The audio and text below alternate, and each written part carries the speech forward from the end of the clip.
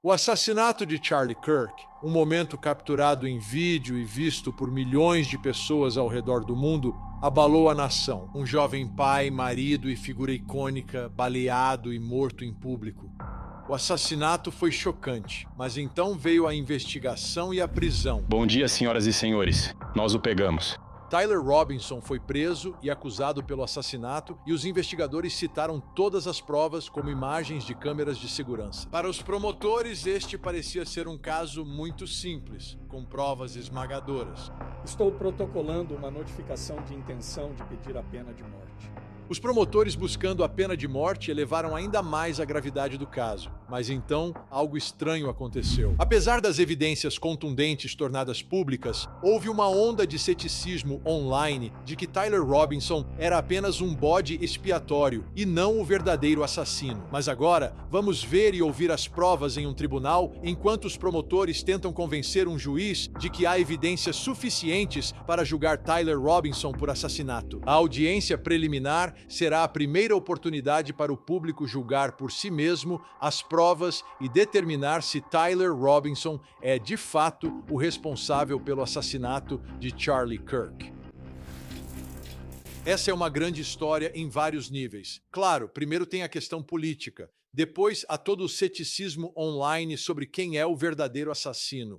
Mas para mim trata-se de um grande julgamento. E agora vamos poder ver as provas dentro do tribunal.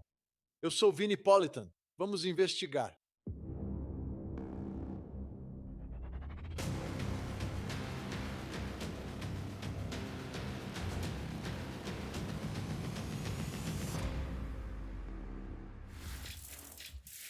Não importa como você olha para esse caso, eu sempre volto ao fato de que Charlie Kirk era um pai e um marido antes de qualquer outra coisa. E este é um caso de assassinato. Crianças que não têm um pai, uma esposa que não tem mais o marido, uma família que foi impactada para sempre, crianças cujas vidas vão ser tão diferentes. E essa é a realidade desse caso. Isso não o diferencia de outros assassinatos. Quando um ente querido é morto, a família é impactada antes de tudo. Mas todos nós sabemos que Charlie Kirk era uma pessoa muito conhecida, uma figura pública. E ele estava discursando naquele dia, e assim que ele ganhava a vida. O lance sobre Charlie Kirk é que ele defendia a liberdade de expressão. E, para mim, é por isso que considero esse assassinato em particular tão ofensivo como americano. O direito constitucional de dizer o que quiser e ser morto exercendo seu direito dado por Deus como americano, para mim, é ofensivo. Bem, este julgamento é sobre quem está sendo acusado de fazer isso, e o nome dele é Tyler Robinson. E o fato que, acima de qualquer outro, me faz acreditar que as provas, neste caso, são fortes, que de fato é Tyler Robinson, é a forma como ele se entregou, foi convencido pela família a se entregar. Um pai convencendo seu filho, um pai convencido de que seu filho é responsável por esse crime. E esse não era um pai que queria prejudicar o filho. Esta é uma família, e eles perceberam o que havia acontecido aqui. Para mim, isso é muito convincente. Se isso é convincente no tribunal, já é outra história. Para mim, é como uma confirmação da força das evidências neste caso. Mas não importa o que eu penso. No final das contas, o que importa é o que o júri pensa. Mas agora, trata-se das evidências apresentadas ao juiz, porque o juiz deve decidir nesta audiência preliminar se há provas suficientes para que este caso vá a julgamento. Então vou levar você para dentro do tribunal. A primeira testemunha a depor, Chris Bagley, ele é policial da Utah Valley University, ou era na época.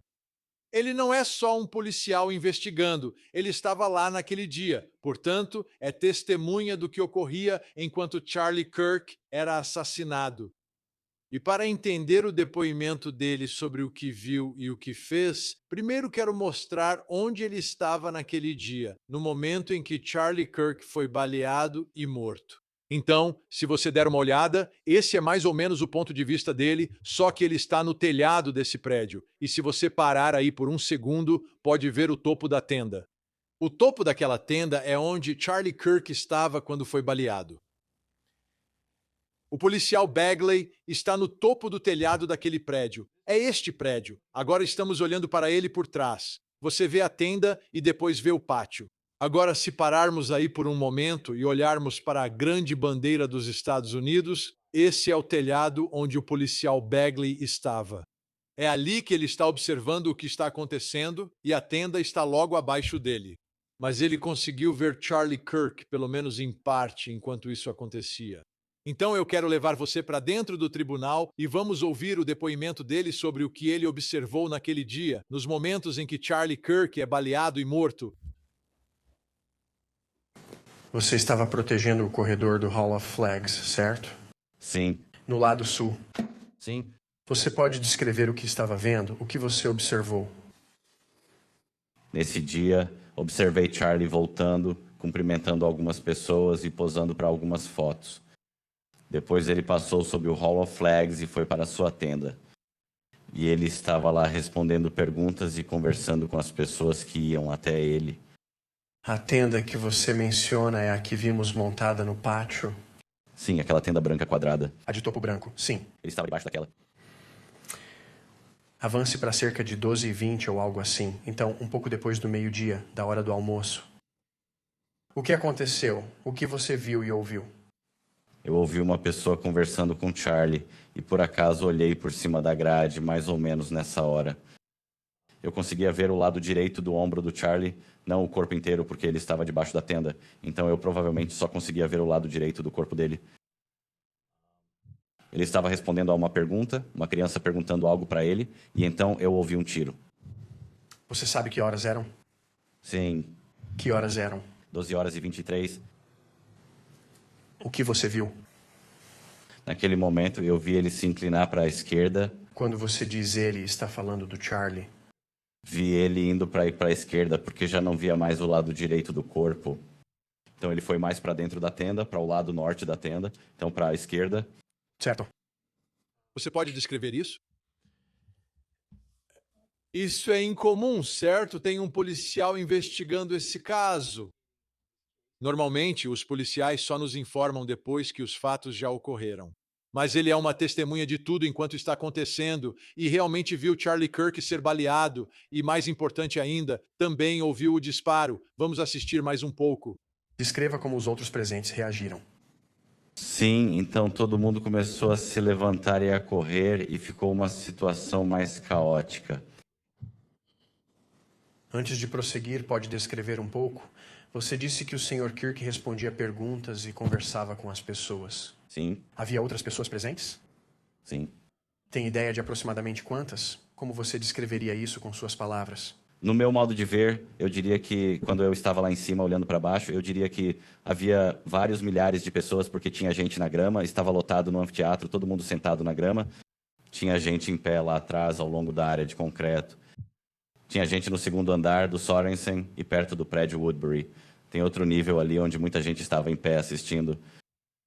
Estava lotado com milhares de pessoas. Você mencionou. Então você mencionou que ouviu algo. O que você ouviu mesmo? Eu ouvi um tiro. Certo. E você pode descrever, relembrar a reação do Sr. Kirk? Isso foi simultâneo ao ouvir o tiro? Sim. Foi sim. Quando ele caiu para a esquerda. Sim, Você viu a reação da plateia? sim. O que foi aquilo? Todo mundo meio que se levantou. Muita gente estava gritando, ficando de pé e começando a correr em todas as direções, longe do centro da tenda. Certo. Você é um policial ajudando a proteger a área, correto? Sim. O que você fez? Naquele momento reconheci que era tiro. Saí do meu posto, que ficava bem ali no extremo sul do Salão das Bandeiras. Fui ao ponto onde o Fugley e o Salão das Bandeiras se cruzam. Comecei a descer correndo as escadas externas para chegar ao final. Pessoas subiam correndo e havia gente deitada nos degraus. Tento passar pelas pessoas para chegar ao fim das escadas e ajudar a parar o provável atirador. Espere, o que aconteceu depois? Só para lembrar a diferença entre nós e eles. Estou falando sobre as forças de segurança. Ouvimos tiros, procuramos abrigo e nos afastamos. Ele está correndo em direção ao local para tentar ajudar e salvar outras pessoas. Vamos assistir. Excelente. Ao chegar ao fim das escadas, fui informado pelo rádio que o atirador estava sob custódia. Naquele momento pensei, foi rápido, provavelmente devido à curta distância e ao fato de termos um indivíduo sob custódia. Outro policial avisou pelo rádio que já tínhamos alguém detido. Então decidi que, já que a ameaça havia acabado, agora eu poderia avaliar se havia alguém ferido e começar a identificar qualquer necessidade médica naquele momento. Comecei a vasculhar a área e, enquanto fazia isso, procurava por qualquer pessoa que estivesse ferida. Vi uma criança deitada no chão, entre o segundo e terceiro nível da arquibancada, na grama ao lado de uma cadeira de rodas, quase tendo convulsões. Pensei que ele tivesse sido baleado. Falei com o pai ao correr até lá. Ele disse que o menino só tinha uma convulsão e estava bem, sem ferimentos. Então, naquele momento, observei que não havia outros ferimentos que eu pudesse ver naquele instante. Naquele momento, algo mais chamou sua atenção? Sim, depois que afastamos algumas pessoas, percebi que precisava preservar o local, pois era uma cena de crime. E com um pouco da minha experiência e treinamento nesse sentido, decidi que agora precisávamos isolar o local e ajudar a preservar o máximo de evidências possível. Comecei a tirar as pessoas da grama e do pátio, pois sabia que ali era a cena do crime. Assim que começamos a tirar aqueles caras dali, eu e meu chefe, o chefe Long, que estava bem ao meu lado. Olhei para baixo e vi um coldre de pistola vazio que estava bem em cima da grama. Naquele momento, as coisas se acalmaram brevemente. Percebi que o tiro era de um rifle, não de uma pistola. E o que te faz dizer isso? Só por estar acostumado com armas de fogo em todos os meus treinamentos, a diferença é que, sabe, uma pistola tem um som mais curto, tipo um estalo. Com um rifle, você tem um som mais longo e violento, tipo um estrondo ou estalo. É um som mais agressivo, é mais prolongado. Por isso reconheço esse som. Certo. O som de um rifle costuma ser mais alto? Sim, certo.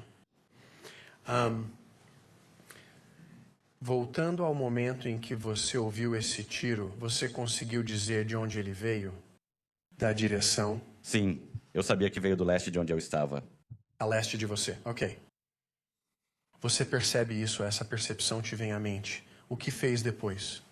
Naquele momento, quando vi o coldre vazio, me virei para o meu chefe e disse, isso foi um tiro de rifle. E ele disse, concordo. E eu olhei para cima naquele momento. Na minha linha de visão, o prédio Losey tinha visão direta. Então eu fui até lá para ver o que estava acontecendo lá em cima. Ok, esse é um momento enorme no meio de todo esse caos, certo? Saiu no rádio a informação de que temos o suspeito sob custódia. E lembre-se, havia alguém que foi inicialmente detido e interrogado. Acho que na verdade foram 2. E naquele momento, caso resolvido, certo? Foi rápido, foi fácil. Ele vê um coldre. Ele acreditava que era um rifle com base no que ouviu.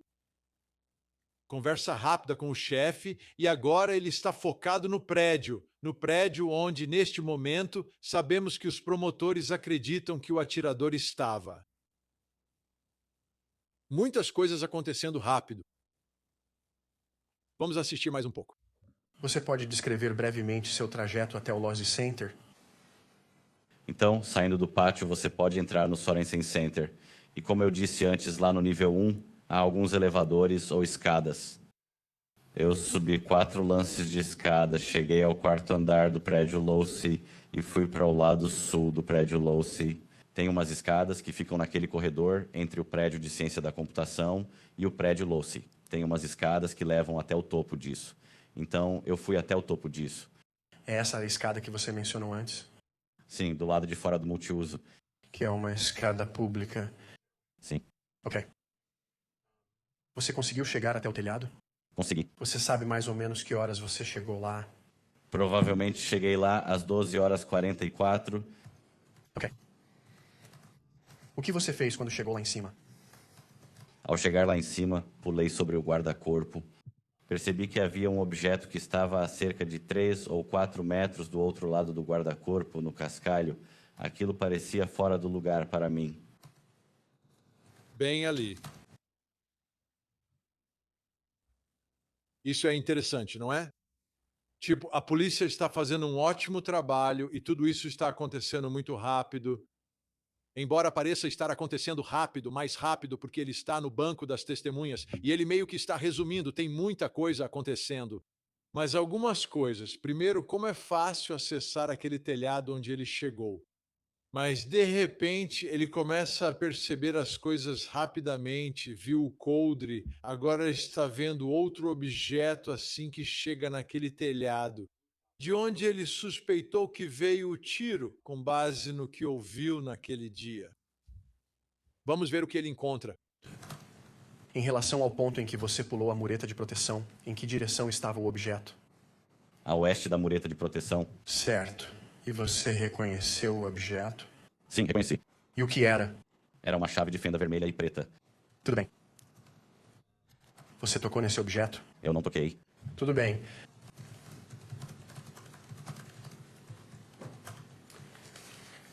Vou pedir que a testemunha na sua tela, o policial Bagley, observe a prova da acusação 3.1. Me avise quando você visualizar isso. Sim, eu vejo. Você reconhece o que é isso? Sim, eu reconheço. E o que é isso? Foto da chave de fenda que vi naquele dia no topo do prédio Loew's. Ok. Foi assim que ela estava no telhado naquele dia? Sim, Essa é uma representação fiel e precisa da chave de fenda que você viu e encontrou naquele dia? sim. Meritíssimo, o Estado apresenta a prova do Estado 3.1. Senhorita Nestor. Meritíssimo, renovamos nossa objeção permanente e objetamos porque não foi estabelecida a fundamentação sobre quando ou por quem a foto foi tirada. Obrigada. Mesma resposta, meritíssimo. Meus argumentos anteriores. E você afirmou que isso era uma representação fiel e precisa em 10 de setembro de 2020. Eu disse naquele dia. Vou perguntar de novo, tudo bem. Para o policial.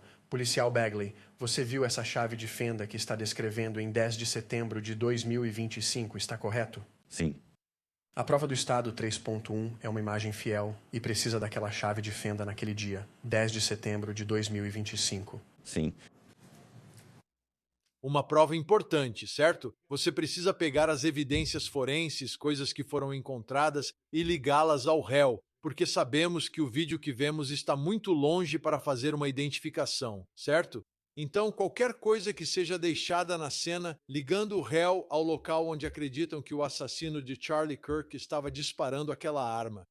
Agora, novamente, evidência poderosa, ótimo trabalho da polícia. Agora vamos analisar o contra-interrogatório, lembrando que é uma audiência preliminar.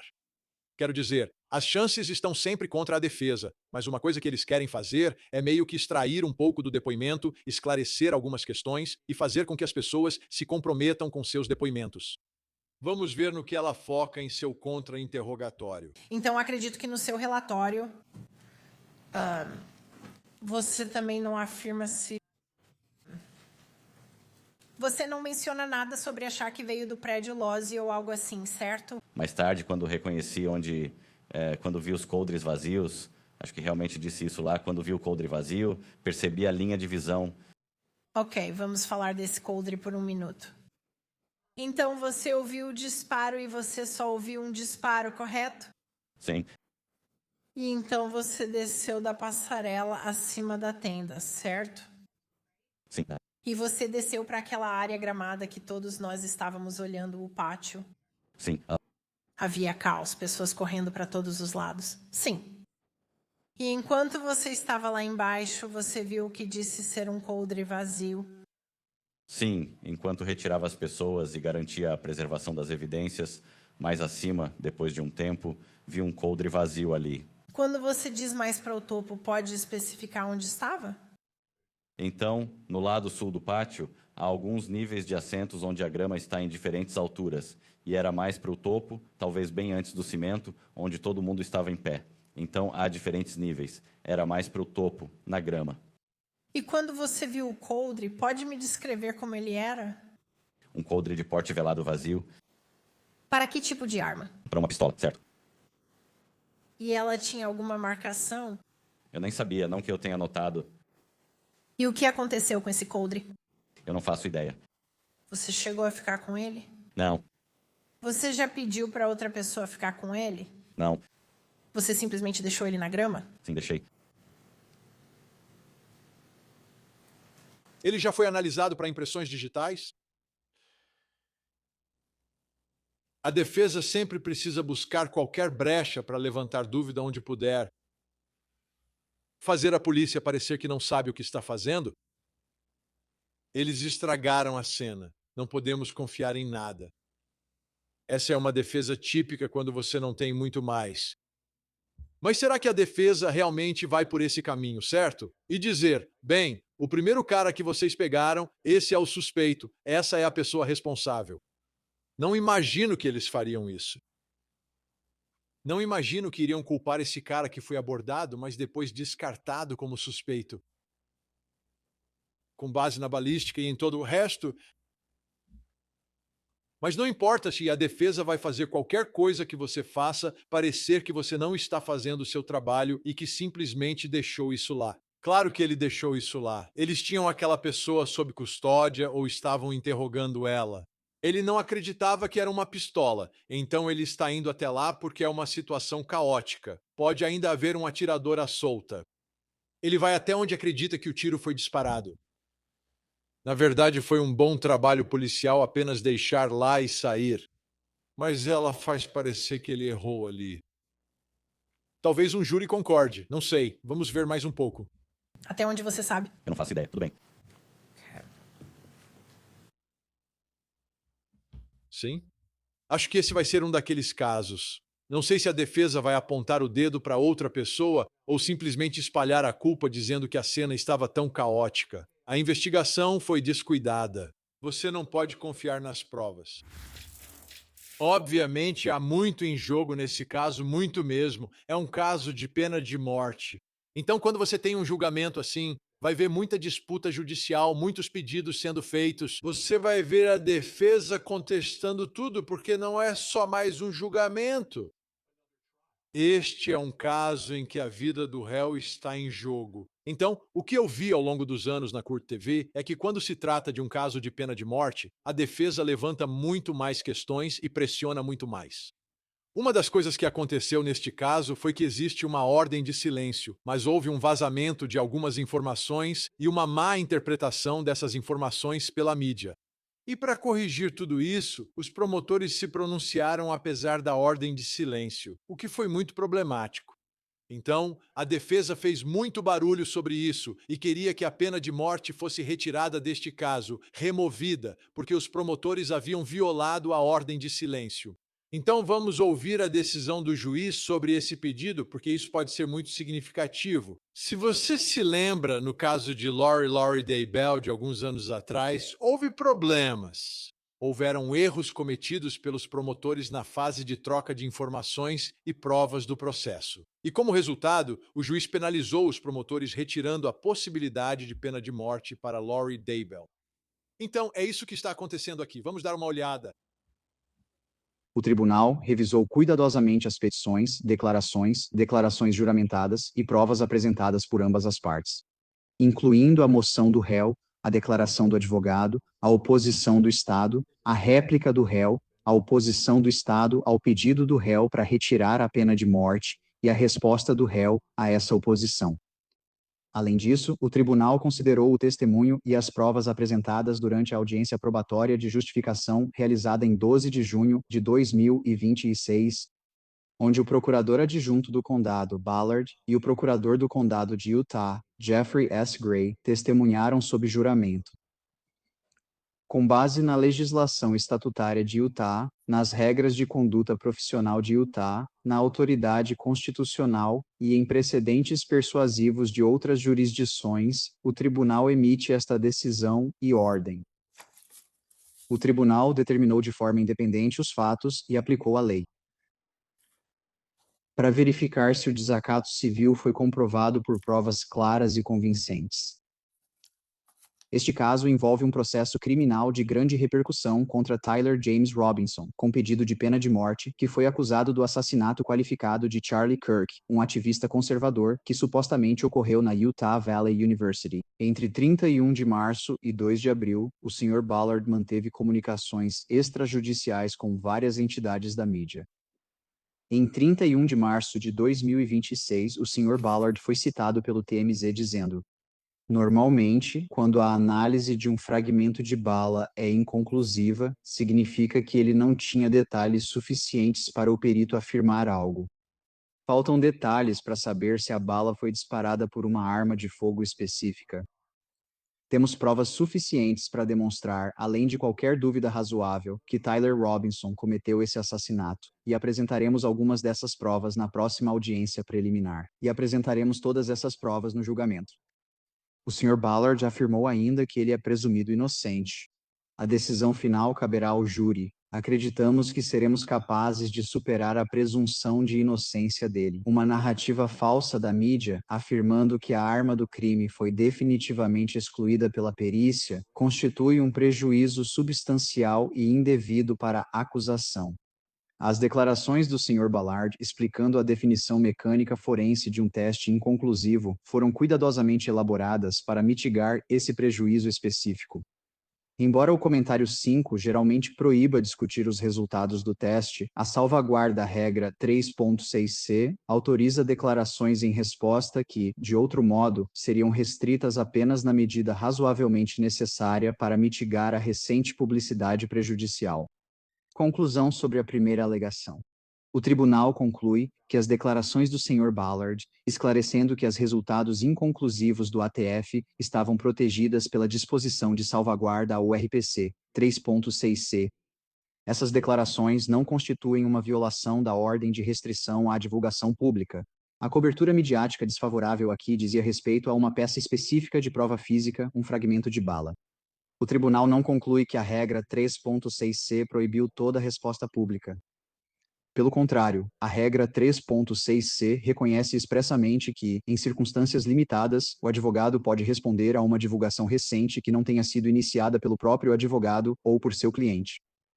A questão, portanto, não é se o Sr. Ballard poderia responder, mas se um advogado razoável acreditaria declarações adicionais sobre a força geral das provas da acusação eram necessárias para mitigar o prejuízo específico criado pela reportagem imprecisa sobre o exame da ATF, afirmando que a promotoria tem provas suficientes para demonstrar, além de qualquer dúvida razoável, que Tyler Robinson cometeu esse assassinato, comunicando de forma razoável ao público a avaliação do promotor sobre a culpa do réu, de que o réu era culpado.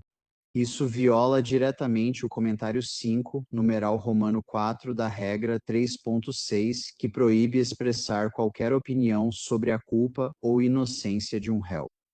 Embora o Sr. Ballard tenha feito uma menção superficial à presunção de inocência, ele imediatamente a enfraqueceu ao divulgar publicamente sua crença de que o Estado superará essa presunção de inocência. Essas declarações não eram razoavelmente necessárias, conforme a regra 3.6, inciso C, para mitigar a confusão em torno do relatório da ATF. Na verdade, essas declarações públicas adicionais tinham uma probabilidade substancial de prejudicar materialmente o andamento do processo. Pelos motivos expostos acima, o tribunal determina de forma independente que o pedido comprovou, com base em prova clara e convincente, que o procurador adjunto do condado de Utah, Christopher Ballard, está em desacato civil às ordens de restrição a declarações públicas de 16 de setembro de 2025 e 15 de dezembro de 2025. O tribunal conclui que retirar a pena de morte é uma medida grosseiramente desproporcional à má conduta e legalmente indisponível neste contexto de desacato civil. O tribunal considerará procedimentos ampliados de seleção do júri, procedimentos questionários adicionais para o júri, convocações ampliadas do júri ou outras medidas corretivas, conforme necessário após consulta com as partes, honorários advocatícios. Como este processo de desacato civil foi necessário devido à violação do Sr. Ballard, o tribunal deverá compensar o réu pelos honorários advocatícios razoáveis e custos incorridos na apresentação, elaboração e litígio da moção para a ordem de justificativa e da audiência de instrução. Certo. A pena de morte continua, mas esse é um exemplo clássico de advogados atuando. Para mim, a parte disso que faz sentido, eu entendo. O que o juiz está dizendo faz sentido, mas o que não faz sentido é o promotor dizer: eu acredito que temos provas suficientes aqui para provar que o réu é culpado. Tipo, se um promotor não acredita nisso, ele nem deveria estar levando o caso adiante. Eticamente, isso é, para mim, um problema ainda maior. Se você leva um caso adiante sem acreditar que há provas suficientes, o problema é que ele fala isso abertamente. Ele está dizendo isso em voz alta. Ele está proclamando isso mesmo depois de ter uma ordem de silêncio. Ele afirma: sim, temos as provas para comprovar esse caso, o que dirá ao júri em sua declaração de abertura. E para mim, eu entendo o que a defesa estava fazendo. Eu não entendo por que os promotores arriscariam isso em um caso como esse, mas o problema não era corrigir o registro sobre o fragmento de bala, que era realmente sobre o que a declaração tratava. Foi a próxima declaração que ele fez, dizendo que vamos provar esse caso, apesar do fato de que ele é presumido inocente, que basicamente é ele dizendo: eu sou promotor, eu vou fazer meu trabalho. Curioso o promotor ter tido problemas por afirmar: acho que posso provar o caso, temos as provas para isso. O problema era a ordem de silêncio vigente. Agora, antes de haver qualquer ordem de silêncio, os promotores realmente apresentaram as provas específicas que eles acreditam ter para provar o caso. Então, eles já registraram tudo isso oficialmente. Vamos dar uma olhada nisso. Esta é a coletiva de imprensa original quando eles estavam acusando o réu aqui. Vamos ouvir o que eles dizem e quais são as provas que eles acreditam ter. Isso remonta ao dia 16 de setembro de 2025.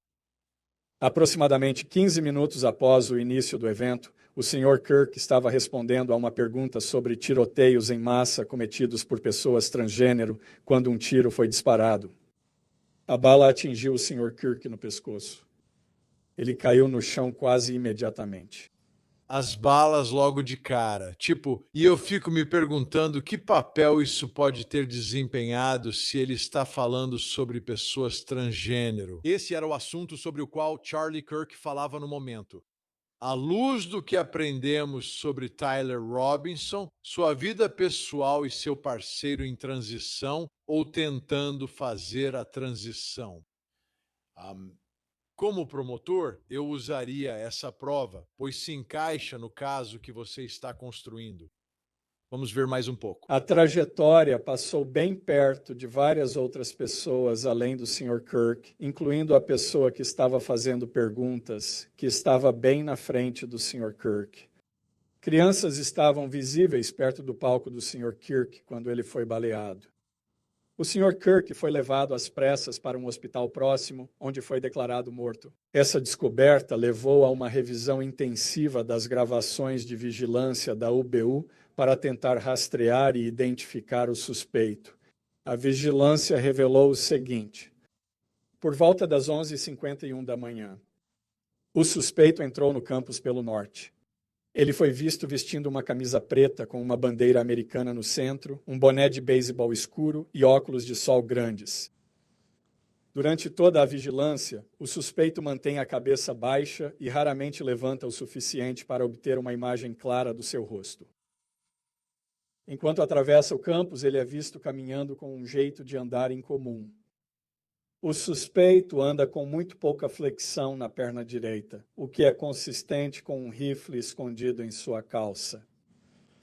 Esse jeito de andar incomum continua até que o suspeito é visto atravessando a ferrovia, saindo da passarela aberta e subindo no telhado, onde ele sai do campo de visão da câmera. Uma câmera mais tarde flagra o suspeito enquanto ele corre pelo telhado até a suposta posição de disparo. Imediatamente após o disparo, uma câmera flagra o suspeito correndo pelo telhado carregando um objeto cujo formato é compatível com o de um rifle. Em seguida, o suspeito é visto descendo do telhado.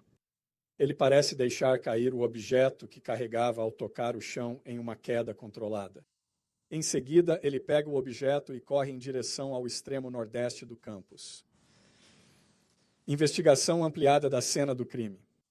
Os policiais seguiram o caminho de fuga do suspeito até o extremo nordeste do campus, onde acreditam que o suspeito deixou o campus e entrou em uma área de mata.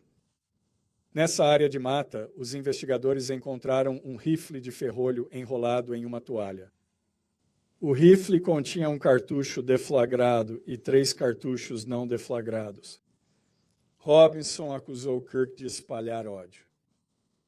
O pai de Robinson relatou que, quando sua esposa lhe mostrou a imagem de vigilância do suposto atirador no noticiário, ele concordou que parecia com o filho deles. Ele também acreditava que o fuzil que a polícia suspeitava que o atirador usou era igual ao fuzil que foi dado ao seu filho como presente. Como resultado, o pai de Robinson entrou em contato com o filho e pediu que ele enviasse uma foto do fuzil. Robinson não respondeu. No entanto, o pai de Robinson falou ao telefone com Robinson. Robinson deu a entender que planejava tirar a própria vida. Os pais de Robinson o convenceram a ir à casa deles. Enquanto discutiam a situação, Robinson deu a entender que era o atirador e afirmou que não podia ir para a cadeia e só queria acabar com tudo. Quando perguntado por que fez isso, Robinson explicou que há maldade demais, e o cara, referindo-se a Charlie Kirk, espalha ódio demais. Eles conversaram sobre Robinson se entregar e convenceram Robinson a falar com um amigo da família que é um vice-xerife aposentado. A pedido do pai de Robinson, o amigo da família se encontrou com Robinson e seus pais e convenceu Robinson a se entregar. A polícia entrevistou o colega de quarto de Robinson, um homem biológico que tinha um relacionamento romântico com Robinson. Em 10 de setembro de 2025, o colega de quarto recebeu uma mensagem de texto de Robinson que dizia: "Largue o que você está fazendo. Olhe debaixo do meu teclado." O colega de quarto olhou debaixo do teclado e encontrou um bilhete que dizia, abre aspas, "Eu tive a oportunidade de eliminar Charlie Kirk e vou aproveitá-la." A polícia achou uma foto desse bilhete. A seguinte troca de mensagens de texto então ocorreu. Depois de ler o bilhete, o colega de quarto respondeu, "O quê? Você está brincando, né?" "Robinson, eu ainda estou bem, meu amor, mas estou preso em Orem por mais um tempinho. Não deve demorar muito até eu poder voltar para casa, mas ainda preciso pegar meu rifle. Sinceramente, eu queria guardar isso em segredo até morrer de velhice. Desculpe por te envolver nisso." Não foi você quem fez isso, né? Eu me desculpe. Achei que já tinham pego a pessoa. Robinson. Não, eles pegaram um velho maluco, depois interrogaram alguém com roupas parecidas. Eu tinha planejado pegar meu rifle no local onde eu o deixei logo depois, mas quase todo aquele lado da cidade foi fechado. Está quieto, quase dá para sair, mas tem um veículo rondando. Por quê? Por que eu fiz isso? Aham. Eu já estava cansado do ódio dele.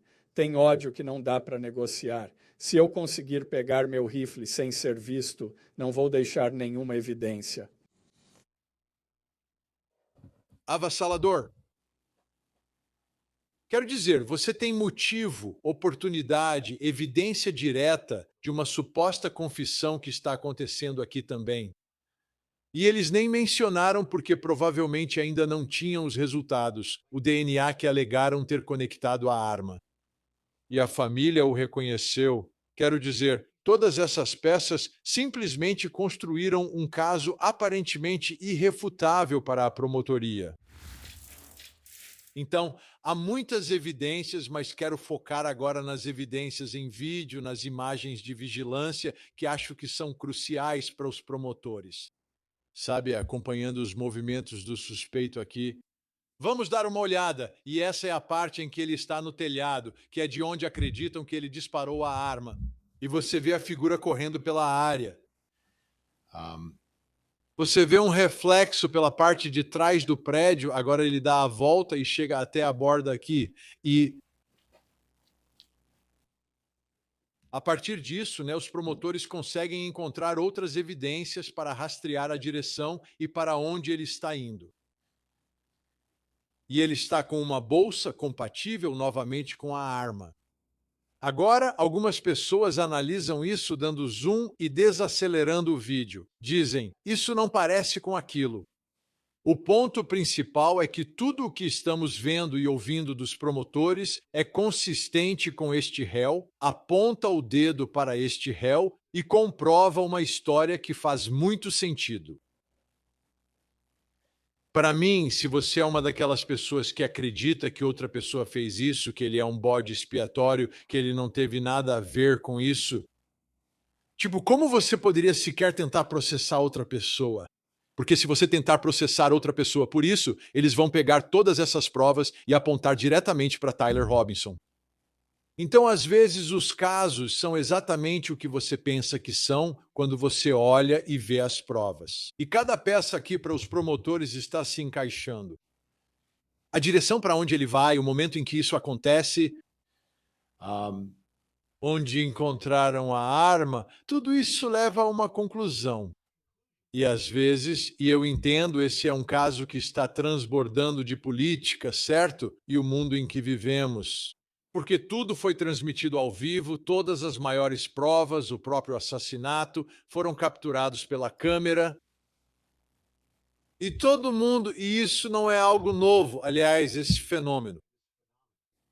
Eu venho cobrindo casos na Cor TV há mais tempo do que qualquer pessoa no mundo, ok? E o que eu vi ao longo dos anos é um padrão muito parecido. Embora hoje em dia isso seja muito mais intenso por causa das redes sociais.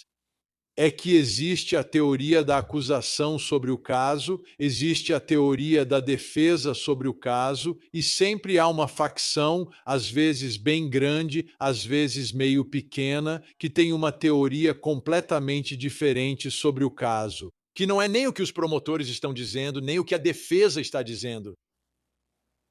E eu acho que é isso que estamos vendo nesse caso, mas está amplificado por causa de quem é Charlie Kirk e por causa do cenário político em nosso país e ao redor do mundo. E eu acho que é isso que tomou conta aqui. Pelo menos algumas pessoas estão muito céticas sobre o que estão vendo, e é por isso que câmeras no tribunal são tão importantes nesse caso, para que o público possa ver e ouvir as evidências. Você quer confiar em um resultado? Então mostre-nos as evidências, deixe-nos ver as evidências. E em um caso como este, onde o ceticismo está em um nível muito alto diante das evidências que existem, ter tanto ceticismo com esse tipo de evidência. Bem, vamos ver. Vamos ver se há coisas que não fazem sentido por algum motivo. Mas para mim, como ex-promotor, este é um caso que está praticamente embrulhado para presente. A transparência é importante, e isso é algo que Erika Kirk, que é uma vítima aqui, certo? Foi o marido dela, o pai dos filhos dela, que foi assassinado. Ela quer garantir que o público também veja o julgamento. E, na verdade, houve outra declaração que foi divulgada por Erika Kirk na conta dela no X, enquanto essa audiência preliminar está começando. Declaração em nome da família imediata de Charlie Kirk, seus pais, Robert e Catherine, sua esposa Erika e sua irmã Mary. E eu acho que essa é uma parte da história que não pode ser esquecida por causa de quem ele era publicamente. No fim das contas, como eu disse, ele é um marido. Ele é um pai. Charlie era um marido, filho, irmão, amigo e pai muito amado. Cada audiência no tribunal serve como um lembrete doloroso de sua morte e da perda que impactou irrevogavelmente nossas vidas e a vida de seus filhos. Isso é para sempre, independentemente do veredito no final do caso, isso é para sempre. A única coisa que as famílias podem conseguir neste momento é algum senso de justiça, onde elas podem virar a página e dizer, ok, alguém foi responsabilizado. Continuamos profundamente gratos pelo apoio, orações e gentileza que recebemos. Essa demonstração de apoio nos sustentou durante os dias mais sombrios de nossas vidas. O que este caso mostra, diferente da maioria dos casos, por causa de sua natureza pública, é que estamos vendo isso se desenrolar publicamente. O que uma família passa, a dor, a dificuldade de tentar seguir em frente. E para a família Kirk, acho que isso aumentou exponencialmente por tudo o que está acontecendo online, todo o falatório.